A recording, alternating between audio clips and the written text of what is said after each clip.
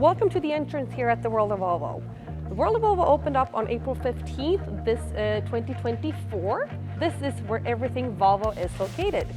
Today we have two families coming here from the military sales station somewhere in Europe getting their new Volvo. They will be coming here and pick up their car. We will greet them at the Volvo Lounge and we will go through their itinerary. These families today started with a delivery at 9 o'clock. They will be getting into the exhibition at 10:30. At 11:30, they will start going on the factory tour towards where their car hopefully was built. After that, they will come back here to have lunch at Ceno brasserie. And then after that, they're more than welcome to enter the exhibition once again. It's been great. Mind-blowing. Yeah, it's been an experience. It's a very good experience so far.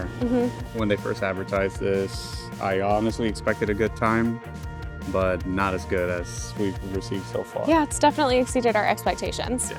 Do it. Do it. Yeah. Yeah, just do it. I mean, Capital Motors literally plans everything for you. The planning was super easy. It was super stress-free. We never felt like there was a lack of communication or anything like that. So 10 out of 10, highly recommend. Absolutely. Yeah.